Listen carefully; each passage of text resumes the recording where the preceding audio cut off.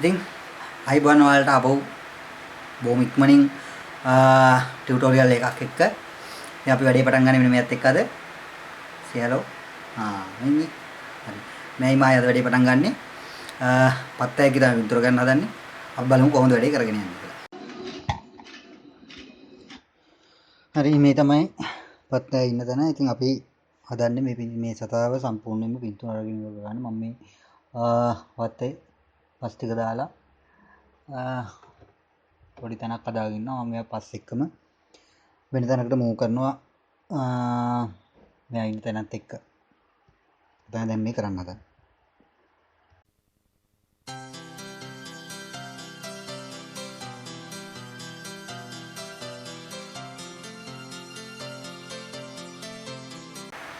ඒ සතා එයාගේ පැටව දාලා ඊළඟ පරම්පරාව හදලා.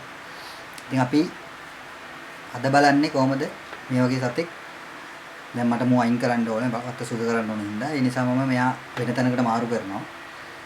පැටව එක්කම බොහොම පරිස්සමට කරන්න ඕන වැඩක්.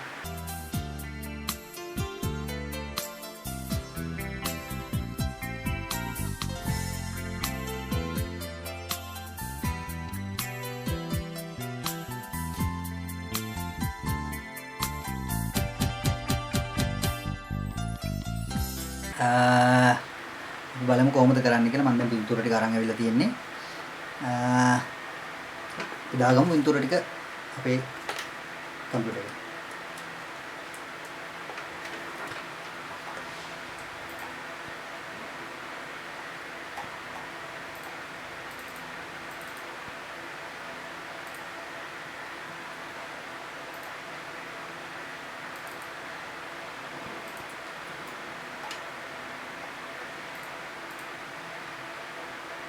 දැන් අපේ පින්තූර වලින් අපි ස්ටැක් එකට ඕන කරන පින්තූර ටික තෝරගෙන තියෙන්නේ. අපි බලමු මෙතනින් එහාට වැඩේ කරන්නේ කොහොමද කියන එක. සාමාන්‍යයෙන් මම මගේ පින්තූර ටිකක් තෝරගත්තාම ඒවා ෆෝල්ඩර්ස් වලට රින් කරලා ගත්තාම අපි බලනවා කොච්චර මේ පින්තූර ටික ස්ටැක් වෙන්න තරම් ක්වලිටි එකක් තියෙනවා. සමහර පින්තූර ගොඩාක් එහා මෙහා වෙලා නම් එහෙම නැත්නම් ට්‍රයිපෝඩ් කරලා ගත්තොත් ගැටලුවක් නැහැ. බෑන්ඩල් ස්ටැක් එකකදී නම් අපිට ගොඩක් මූවමන්ට්ස් තියෙන්න පුළුවන්. එතකොට ඒකම අපි පින්තූර ගණිතය අපිට තේරෙන්නේ නැහැ. සමහර ලාවල් වලදී අපි සබ්ජෙක්ට් එක මූව් වෙලා තියෙනවා. එතකොට අපි පින්තූර 50ක් 100ක් විතර අරගෙන නම් ස්ටැක් එකට එතනදී සෑහෙන ප්‍රශ්නයක් වෙනවා මේ අපේ ස්ටැක් එක කරන්න යනකොට.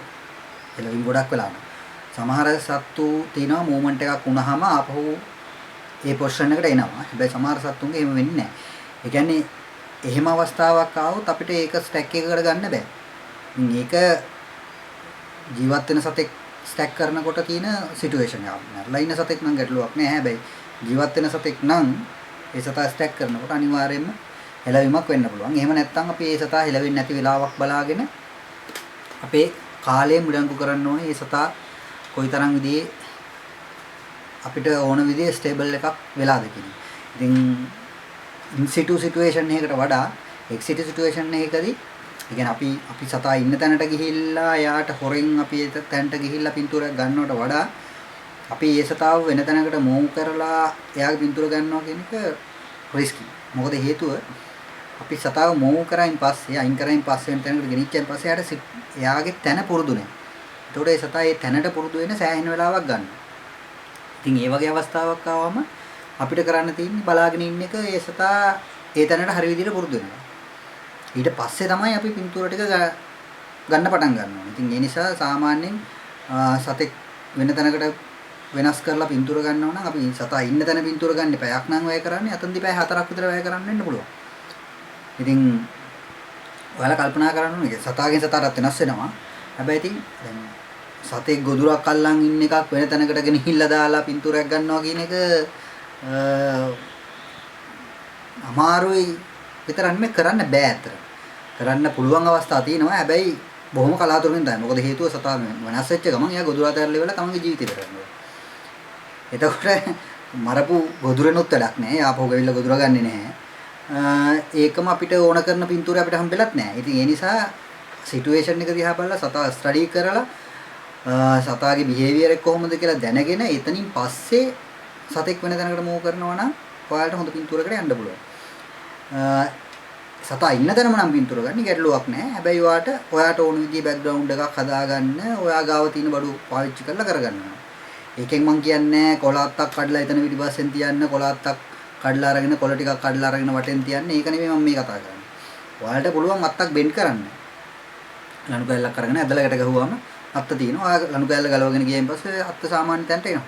ඒක වෙනම කතන්දරයක්. හැබැයි ඔයා අතු ටිකක් කඩලා ගහක ප්‍රයෝජනවත් ගහක අතු ටිකක් කඩලා එතන දානවා කියන්නේ ඔයා සෑහෙන පරිසරයට හානියක් කරනවා. ඉතින් මේ වගේ දෙයක් කරන්නේ නැතුව සතෙක් මෝ කරන්න පුළුවන් අවස්ථා ගොඩක් තියෙනවා. හැබැයි ඉතින් ඔයා සතෙක් මෝ කරා නම් අපෝ ඔයා ඒ පරිසරයටම ගිහින් දාගන්න. ඒ නිසා සාමාන්‍ය සතෙක් අරගෙන කිලෝමීටර් 5ක් විතර ගිහිල්ලා ඉවරලා පින්තූර ටික ගහලා තමන්ගේ කාමරයට ගිහිල්ලා පින්තූර ටික ගහලා ආපහු කිලෝමීටර් 5ක් ගිහිල්ලා ගෙනල්ලා දානවා කියන එක ඔයගොල්ලෝ කරන්නේ නැහැ. ඒ වගේ දේවල් කරන්න යන අවස්ථාවක් නැහැ. හරි. අපි බලමු මම මේ ඉන්න සතාව කොහොමද මෝ කරන්න ඕනේ. ඒ නිසා තමයි මම මෙයා සතාව ගත්තේ තීරණය කරලා. මොකද මම සතා ජීවත් කරන්න ඕනේ පැටවු එක්ක. මගේ සහෝදරයාට වත්තස් කරගන්නත් ඕනේ. ඉතින් එයා අස් කරගන්න තැනදී සතා මැරෙන්න පුළුවන් හින්දා තමයි එයා මං සත්තු පරිස්සම් කරන බව දන්නේ නැහැ. මට කතා කරලා කියන්නේ. මං ගාව තියෙනවා මේ පින්තූර කීපයක්. අපි බලමු කොහොමද මේ වැඩේ මෙතනින් එහා පැත්තේ කරගෙන යන්නේ කියලා. පින්තූර ගාණක් අරන් තියෙනවා. අරන් තියෙන්නේ ස්ටැක්ස් කීපයකට. මේ තියෙන්නේ පත්තය පැටවු ටිකක් අරගෙන පොළොව යට රින් ගන්න හදන එක. කොටසක් රින්ගලා යාගේ ඔළුව සම්පූර්ණව මේක ඇතුලේ හැරලා තියෙන්නේ. යා දැන් ඕක ඇතුලේ බලක් කාරලා ඒක ඇතුලේ සෙට් වෙන්න හදන්නේ. ඉතින් මේ පින්තූර අතරේ එයා පැටවු එක්ක ඉන්නේවා කොහොමද එයා පැටවු කැසිරෙන්නේ කියන එක වගේ දේවල් පින්තූර තියෙනවා. හරි අපි මුලින් මේකේ තියෙන පින්තූර ටික තෝරාගෙන ස්ටැක්ස් කීප මම කිව්වා ස්ටැක්ස් කීපයක් තියෙනවා කියලා. එතකොට ඒ ස්ටැක්ස් වලට මම සාමාන්‍ය ෆෝල්ඩර්ස් හදලා වෙන වෙනම ස්ටැක් 1 2 3 4 කියලා හදාගෙන දාගන්නවා. ඉතින් එහෙම දාගෙන සාමාන්‍ය විදිහට ස්ටැක් එකක් තමයි අපි කරන්න හදන්නේ. බලමු කොහොමද ස්ටැක් එක වෙලා තියෙන්නේ කියලා.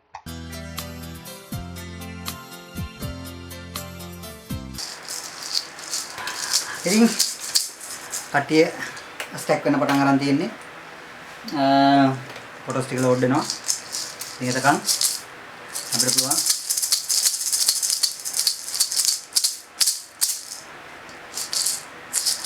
අයිසා සම්මුණේ කොහෙන්ද කියලා මතක නැහැ. හැබැයි ඉතින් කොහෙන්ද යන්න මරු අයිටම් දෙන්න.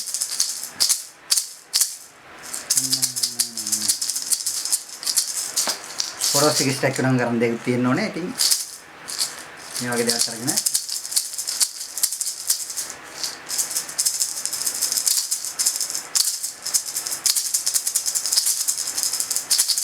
හරි නේද? තේරෙන්නේ? ආලුට කාමරේ ඉන්න කට්ටිය ඉතින් ෆොටෝස් එක ස්ටැක් කරනවා. මාස්ටර් කම්මැලි ගමේ ඉන්නවා. අලයින්මන්ට් එකට යන්නේ මම මෙතන දැන් ඉදර වැලුව කාලේ පේනවා පින්තූර ටික ස්ටැක් වෙනවා. මේ පින්තූර ටික අරන් තියෙන්නේ එකම ෆ්‍රේම් එකක් තියලා ට්‍රයිපොඩ් කරලා ඔයාලට මම පෙන්නන්නම්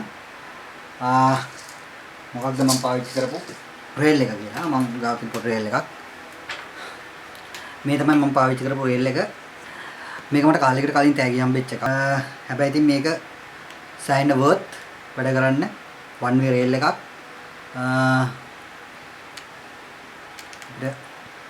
සෑහෙන ලොකු වැඩක් ගන්න පුළුවන්. කැමරා කුට්ට මේක හයි කරගත්තාම 1 mm මාක්ස් තියෙන්නේ. ඉතින් ඔයාලට වන් වේ රේල් එකක් පාවිච්චි කරන්න බැරි නම් මේ වගේ 2 වේ රේල්ස් තියෙනවා. මේක අරක තරම් ක්වොලිටි නැහැ. නමුත් මේකේ පැති හතරටම අපිට මූවමන්ට් එක කරන්න පුළුවන්. එකක් මෙහෙම මූව් කරන්න පුළුවන්.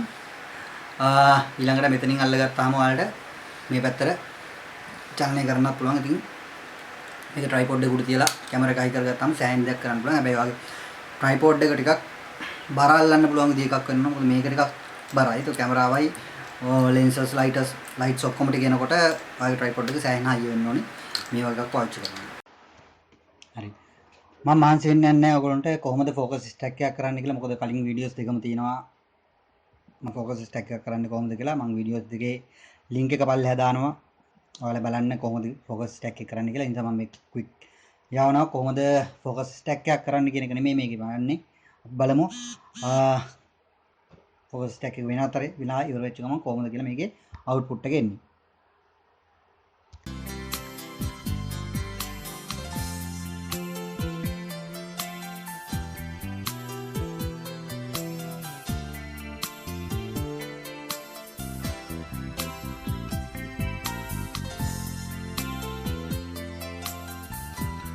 හරි මේ තියෙන අවුට්පුට් එක ඔයාලට පුළුවන් මාව සබ්ස්ක්‍රයිබ් කරලා තියාගන්න. ඊළඟ වීඩියෝ එකෙන් හම්බ වෙනකම් හැමෝටම ආයිබෝන්.